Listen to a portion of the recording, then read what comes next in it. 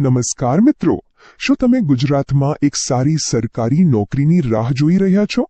તો બસ તમારી શોધ અહીં પૂરી થઈ શકે છે.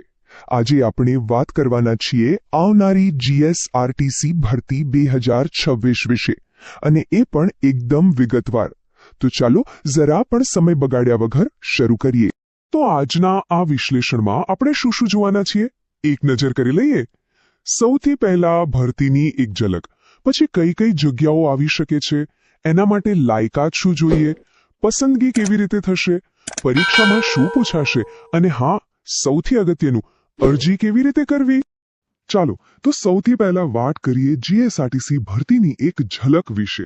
જો જીએસઆરટીસી એટલે ખાલી બસ સેવા જ નહીં, બરાબર ને, એ આપણા ગુજરાતના હજારો યુવાનો માટે રોજગારીનું એક બહુ મોટું માધ્યમ છે. ઓકે, તો આ ટેબલ પર એક નજર નાખો. બધી મુખ્ય માહિતી અહીં જ છે. ભરતી કોણ કરશે? તો કે જીએસઆરટીસી પોતે. જગ્યાઓ કઈ કઈ હશે? તો જુઓ, કંડક્ટર, ડ્રાઈવર, ક્લાર્ક, હેલ્પર, ઘણું બધું છે. નોકરી આપણા ગુજરાતમાં જ મળવાની છે અને અરજી ઓનલાઈન જ કરવાની રહેશે. પણ આ બધામાં સૌથી અગત્યની વાત કઈ છે?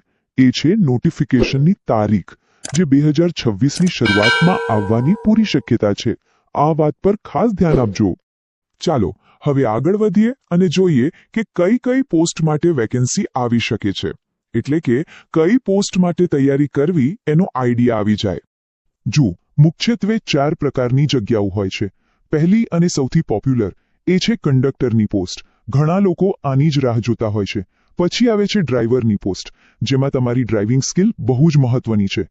ત્રીજા નંબરે છે ક્લેરિકલ પોસ્ટ, જેમ કે જુનિયર આસિસ્ટન્ટ અને ક્લાર્ક. અને છેલ્લે જે લોકો આઈટીઆઈ કરેલા છે એમના માટે હેલ્પર, મિકેનિક, ઇલેક્ટ્રિશિયન જેવી ટેકનિકલ જગ્યાઓ પણ હોય છે. ઓકે, હવે જે વિભાગ આવી રહ્યો છે એ સૌથી વધુ મહત્વનો છે, લાયકાતના માપદંડો. અહીં એક પણ ભૂલ ચાલે એમ નથી, કારણ કે જો તમે એલિજિબલ જ નહીં હો તો બધી મહેનત પાણીમાં જશે. તો ધ્યાનથી સાંભળજો. ચાલો હવે પોસ્ટ પ્રમાણે લાયકાત જોઈએ. કંડક્ટર બનવું હોય તો 10મું કે 12મું પાસ તો જોઈએ જ, પણ સાથે સાથે વેલિડ કંડક્ટર લાયસન્સ અને ફર્સ્ટ એડનું સર્ટિફિકેટ પણ જોઈશે. આ ભૂલતા નહીં. ડ્રાઈવર માટે શું? 10મું પાસ, એચટીવી એટલે કે હેવી ગાડી ચલાવવાનું લાયસન્સ, અને હા, 4 વર્ષનો અનુભવ પણ ફરજિયાત છે. ક્લાર્ક કે જુનિયર આસિસ્ટન્ટ માટે ગ્રેજ્યુએટ અથવા 12 પાસ અને થોડો કમ્પ્યુટર નોલેજ જરૂરી છે. અને જે ટેકનિકલ પોસ્ટ છે, હેલ્પર કે મિકેનિક, એમના માટે પોતાના ટ્રેડમાં આઈટીઆઈ કરેલું હોવું જોઈએ. શૈક્ષણિક લાયકાત તો જોઈ લીધી, હવે ઉંમરનું શું? એ પણ એટલું જ જરૂરી છે. ઓછામાં ઓછી ઉંમર 18 વર્ષ હોવી જોઈએ, અને વધુમાં વધુ ઉંમર પોસ્ટ પ્રમાણે અલગ અલગ હોય છે, લગભગ 33 થી 35 વર્ષ સુધી. અને હા, જો તમે એસસી, એસટી, ઓબીસી, ઈડબ્લ્યુએસ કે પછી એક્સ સર્વિસમેન કેટેગરીમાં આવતા હો તો સરકારના નિયમ મુજબ તમને ઉંમરમાં છૂટછાટ પણ મળશે. ચાલો માની લઈએ કે તમે લાયક છો, તો પછી સિલેક્શન કેવી રીતે થશે? હવે આપણે એ જ સમજવાના છીએ. આખી પ્રોસેસ કેવી રીતે કામ કરે છે એ જોઈએ. જો આખી સિલેક્શન પ્રોસેસના મુખ્ય 4 સ્ટેપ્સ છે. પહેલું સ્ટેપ, એક લિખિત પરીક્ષા આપવાની, OMR શીટ પર.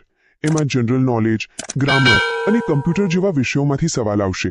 બીજું સ્ટેપ, જો તમે ડ્રાઈવરની પોસ્ટ માટે એપ્લાય કર્યું હોય તો એક ડ્રાઇવિંગ ટેસ્ટ આપવી પડશે, એ ફરજિયાત છે. ત્રીજું, અમુક પોસ્ટમાં એવું હોય છે કે તમારા ભણતરના માર્ક્સનું 70% અને લેખિત પરીક્ષાના માર્ક્સનું 30% વેટેજ ગણાય છે. અને છેલ્લે ચોથું અને ફાઇનલ સ્ટેપ છે ડોક્યુમેન્ટ વેરિફિકેશન. અહીં તમારા બધા ઓરિજિનલ સર્ટિફિકેટ્સ ચેક થશે. પરીક્ષા પાસ કરવી હોય તો શું વાંચવું એ ખબર હોવી જોઈએ, બરાબર ને? તો ચાલો હવે આપણે પરીક્ષાના સિલેબસ પર એક નજર મારી લઈએ, ખાસ કરીને કંડક્ટર અને ડ્રાઈવરની પોસ્ટ માટે. તો તૈયારી શેની કરવાની છે? જુઓ, જનરલ અવેરનેસ, જેમાં કરંટ અફેર્સ અને ગુજરાતની હિસ્ટ્રી, જ્યોગ્રાફી બધું આવી ગયું. પછી છે ભાષા, એટલે કે થોડું ગુજરાતી અને અંગ્રેજી ગ્રામર. સામાન્ય ગણિત અને રીઝનિંગ પણ પૂછાશે. અને હા, જે તે પોસ્ટને લગતા સવાલો પણ આવશે, જેમ કે મોટર વ્હીકલ એક્ટ, રોડ સેફટીના નિયમો, ફર્સ્ટ એડ, ટિકિટના નિયમો, આ બધું પણ તૈયાર કરવું પડશે. ચાલો, તૈયારીની બધી જ વાત થઈ ગઈ, પણ ફોર્મ કેવી રીતે ભરવાનું એ પણ બહુ જ જરૂરી છે. તો હવે આપણે સ્ટેપ બાય સ્ટેપ સમજીશું કે જ્યારે ભરતી બહાર પડે ત્યારે ઓનલાઈન એપ્લાય કેવી રીતે કરવું. પ્રોસેસ એકદમ સિમ્પલ છે. સૌથી પહેલા ઓજાસની ઓફિશિયલ વેબસાઇટ ojas.gujarat.gov.in પર જવાનું. ત્યાં અપ્લાય સેક્શનમાં તમને જીએસઆરટીસી રિક્રુટમેન્ટ 2026ની લિંક દેખાશે. એના પર ક્લિક કરો. પછી તમારી બધી પર્સનલ અને એજ્યુકેશનલ ડિટેલ્સ એકદમ ધ્યાનથી ભરવાની છે. તમારો ફોટો, સહી, લાયસન્સ આ બધું સ્કેન કરીને અપલોડ કરવાનું રહેશે. જેટલી પણ એપ્લિકેશન ફી હોય એ ઓનલાઈન ભરી દેવાની અને છેલ્લે ફોર્મ સબમિટ કરીને જે કન્ફર્મેશન પેજ આવે એને ડાઉનલોડ કરીને સાચવી રાખવાનું. બસ આટલું જ. અને હા, જતા જતા 2-3 ખાસ ટિપ્સ આપતો જાઉં. પહેલી વાત, ઓફિશિયલ વેબસાઇટ gsrtc.in નિયમિત ચેક કરતા રહેજો, જેથી કોઈ પણ નવી જાહેરાત મિસ ના થાય. અને બીજી વાત, તૈયારી માટે છેલ્લી ઘડીની રાહ ના જોતા અત્યારથી જ થોડું વાંચવાનું શરૂ કરી દો તો બીજા કરતાં ચોક્કસ આગળ રહેશો.